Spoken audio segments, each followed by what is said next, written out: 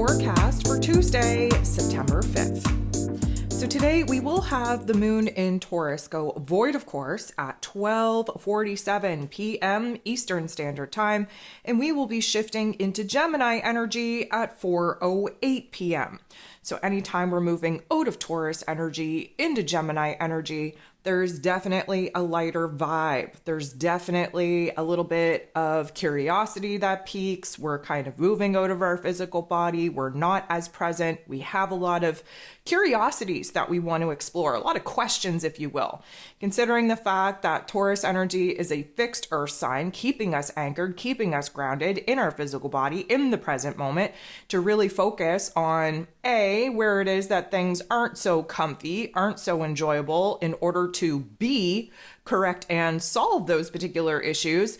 The Gemini energy brings all that energy up into the mental plane. We start sorting through the possibilities, the alternatives. We're kind of on the fence about a couple of things. We're exploring new ideas. We have a lot of questions. We're seeking a lot of answers.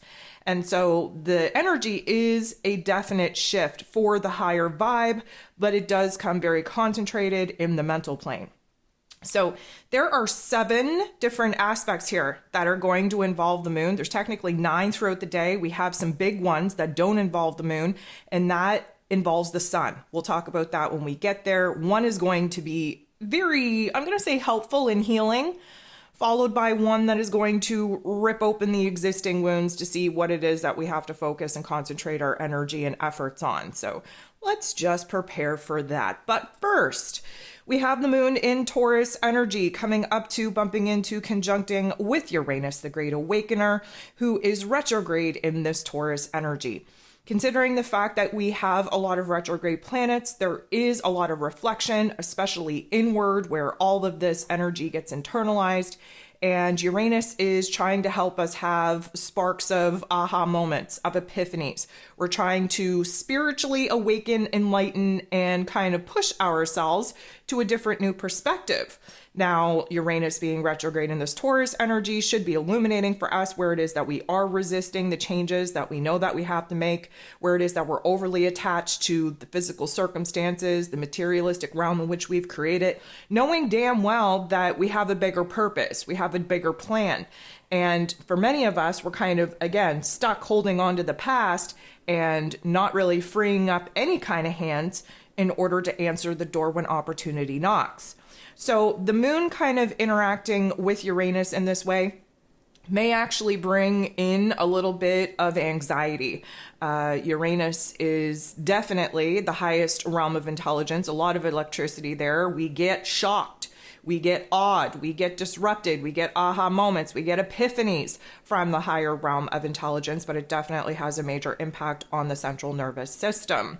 Go ahead, take a listen to the ascension forecast for this week if you haven't already, to get the lay of the land on some of the physical symptoms that we will be experiencing throughout the week with some of these energy shifts. But overall, this is an emotional awareness, a different perspective that we haven't had, an understanding of where it is that we are kind of fixated. We're overly connected, very intertwined with holding on to what it is that we've already created, knowing damn well that we've kind of outgrown these particular circumstances, but the clarity that many of us have been waiting for on the plan, the path forward, hasn't come in yet. So there's this resistance to kind of free ourselves up to, spontaneous change and to the miracles of the universe, because we don't know what that is. It's unfamiliar, it's unpredictable. And for many of us, we would rather hold on to the old that we're actually done with, that we're just tired of, than to kind of put ourselves in a situation, in a position to open ourselves up to something that we have no knowledge about, we have no preparation time for.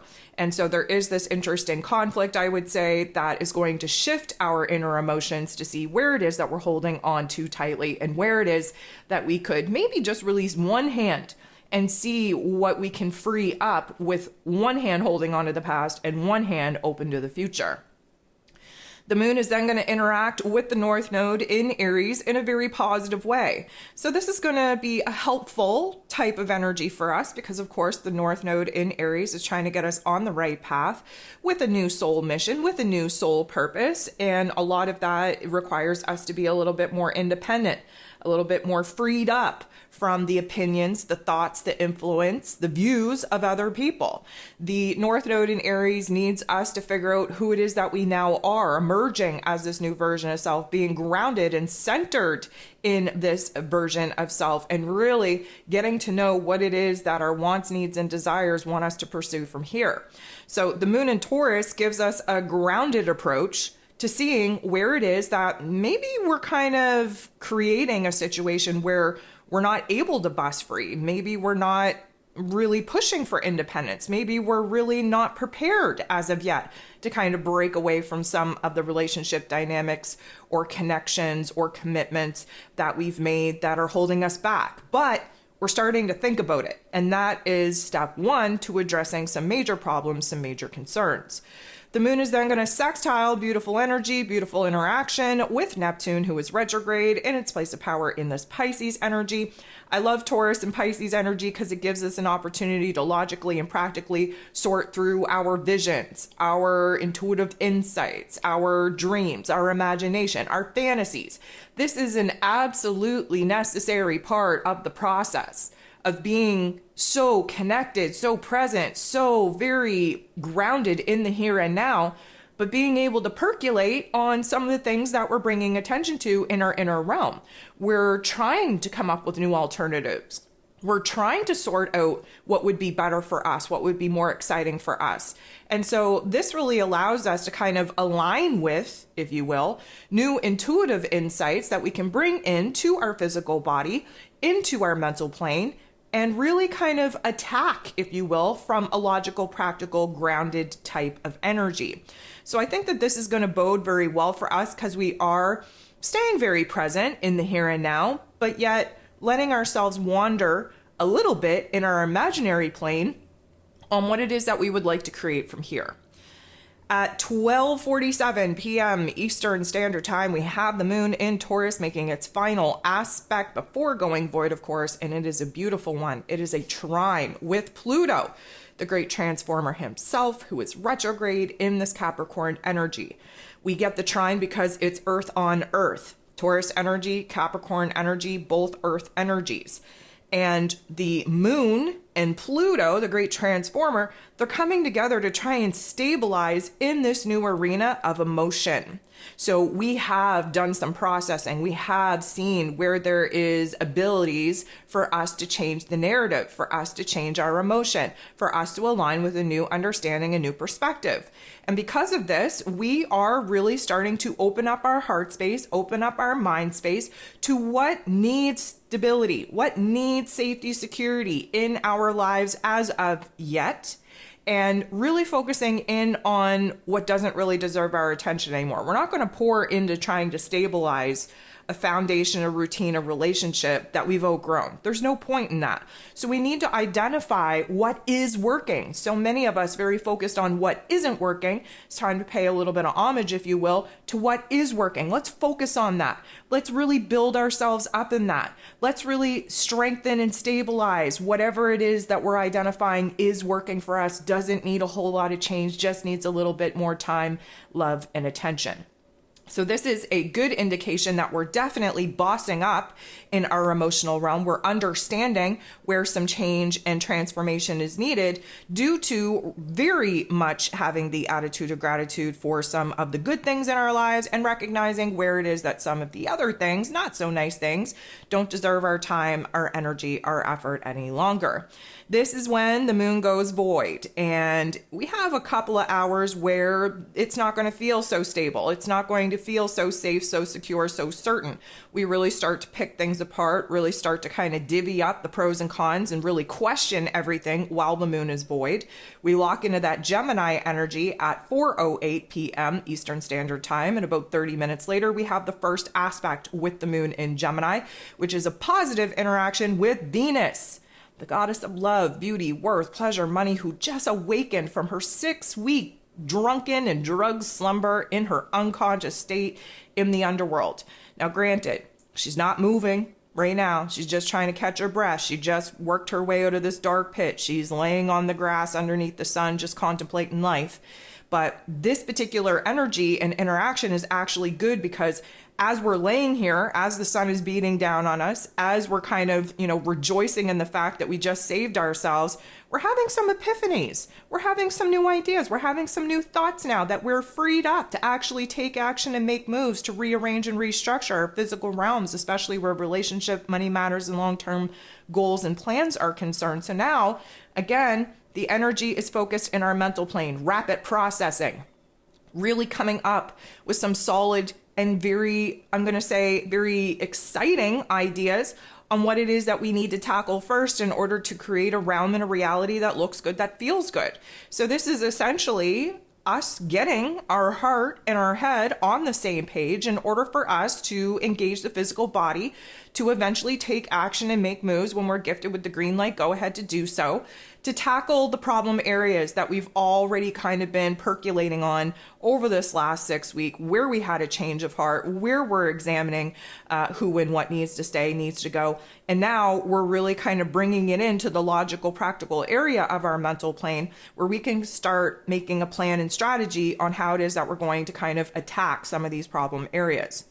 So 7:41 p.m., we have the sun interacting with Chiron. So lucky for us, this is a positive interaction. The sun in Virgo energy, again, shining a bright light on where it is that there's been chaos, where it is that we need to create order, where it is that we're identifying the problems in order for us to either fix them, heal them, resolve them, or just be done with them altogether. Now, Chiron is retrograde in Aries energy. This has a lot to do with this identity, quote unquote, crisis that we're going through. I particularly would like to call it a rebranding. A crisis sounds really kind of broken and very trauma filled. This is just a rebranding. We're reemerging as a different version of ourselves. We've done the work. We've grown, we've healed, we've enlightened ourselves.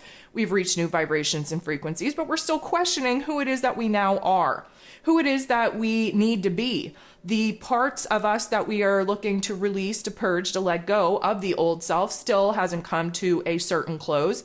And the new parts of ourselves we haven't explored or experimented with as of yet. So it's pretty hard to anchor those particular aspects into our here and now.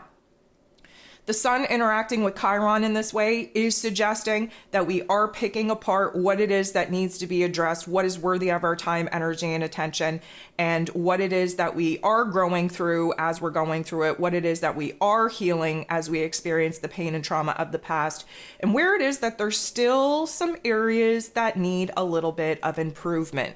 Let's not put the pressure on ourselves. Let's just understand that this is all a process. Let's give ourselves a pat on the back for what it is that we've already accomplished, and just kind of sit in a peaceful, content type of vibe to understand that we don't have to do everything now. We don't have to change everything overnight, that this is a very low, slow, steady process of making sure that whatever it is that we are bringing to life, the new parts of self that we are anchoring in, that they're tried, tested, and true before we kind of, weld them into permanency, if you will.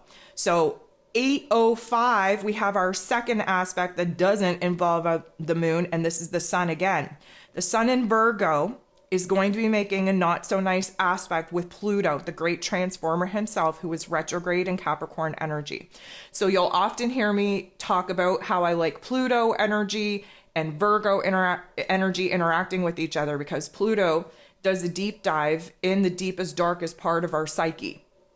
Virgo energy, of course, being ruled over by Mercury, ruler of the mental plane, that is our lower level intellect, the conscious part of what it is that we can think about, what it is that we can sort through.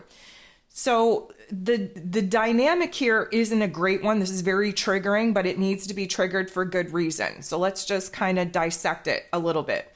First of all, it's going to trigger a lot of fear, a lot of doubt, a lot of insecurity. It's going to illuminate for us where it is that we don't feel in control, where it is that we're feeling powerless. It can also kind of trigger where it is that we're feeling unseen, unrecognized, we're just feeling like we are not in control of anything. It feels like there's a lot of buried emotions rising to the surface for acknowledgement, for integration. Feels like we're really struggling with control issues, because when we don't feel in control over certain parts of our lives, we tend to really pour our time, energy, and effort into the areas that we can control, which seems a little bit manipulative, seems a little bit forceful, if you will, just for us to reassure ourselves that we still do have a little bit of power, a little bit of control. Now, this doesn't feel good. It shouldn't feel good, but it is very necessary, because again, the sun in that Virgo energy is here to heal us. That Virgo energy is here to heal the physical body, the physical realm, the mental plane. And the Plutonian energy is here to unearth some thoughts, some ideas, some narratives, some inner dialogues that are really kind of, building off of the topics and themes that I kind of just mentioned. And so because we have to really kind of feel it in order to heal it, this is a perfect situation, a perfect scenario, a perfect circumstance where really diving into the darkness, doing the shadow work, acknowledging where it is that you feel some of these things, digging to the primary root cause of where some of these emotions actually started from. This is going to be the change of heart, the change of mind, the change of programming that we've actively been trying to rewrite. This is going to do it for us, because the minute that we bring something into our awareness, into our consciousness, into our focus, we have the ability to reshape it, to rewrite it. And, we can't be walking around feeling all of these things triggered and activated all the time. So because we're moving into this new chapter, because we're moving into this new version of self, it is very necessary that we take a good look at the heavier emotions, the heavier memories, the heavier type of thoughts that still reside in us, and see if we can kind of tackle them, rewrite them, flip the script on them to alleviate that energy, turning it into something light or something brighter. Again, the whole Pluto saying that I have is that you turn the darkness into light, you turn the pain into power. But in order to do that, you have to sit in the darkness and examine the pain in order to even be able to alchemize it. Because of course, you need to be consciously aware of what it is that you're trying to change, you're trying to transform. So that's kind of the funk, if you will. Those two aspects, one being better than the other, both involving the sun in Virgo, means that we are unpacking some of the very deep-seated programming and conditioning that has us feeling very traumatized, very painful, very wounded in the areas of feeling like we don't have any power or any control, feeling like our fears, our doubts, our insecurities are bigger than our confidence, our optimism, our hope will ever be. And this is a time where, again, we have the ability to kind of balance out those scales.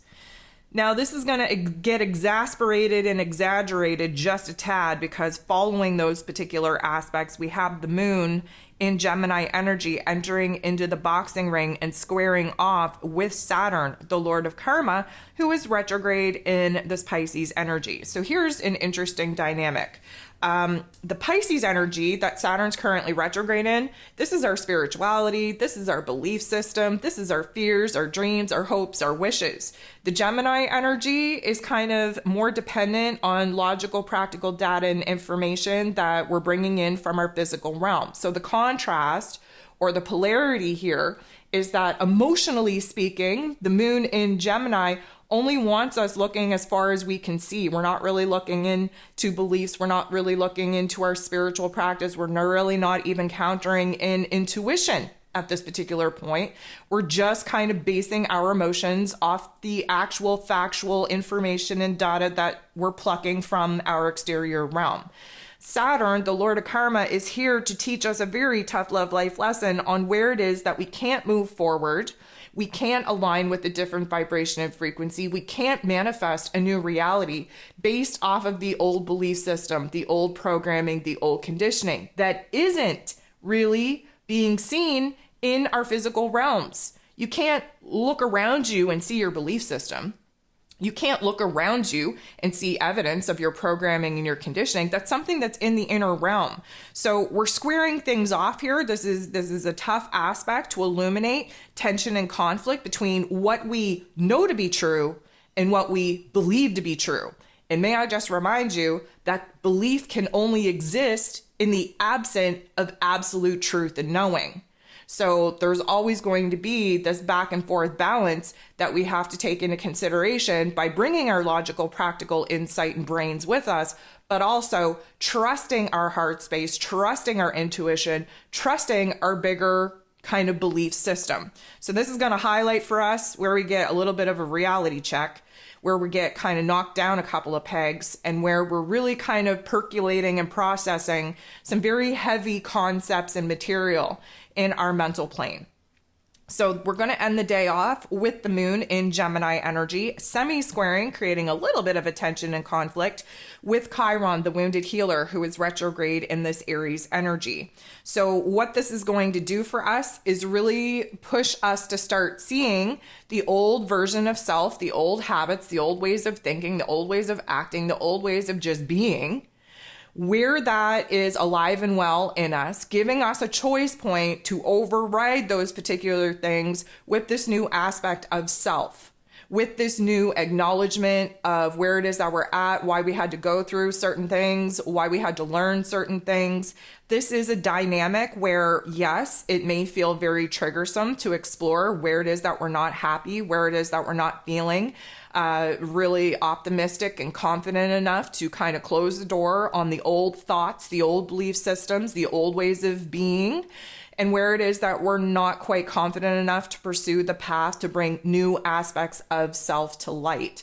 So this is almost like a roadblock where we're like, you know what, I don't know where to kind of go or grow from here. I'm not really sure what wounds that I need to address or heal from here. I'm not really sure where to improve my overall sense of confidence and self-esteem from here. There's a lot of confusion. And that's okay. We are moving into a time where confusion is necessary in order to really appreciate the clarity when it comes. But this is definitely going to open our eyes, if you will, open our head, open our heart space to the division of self that many of us are currently experiencing.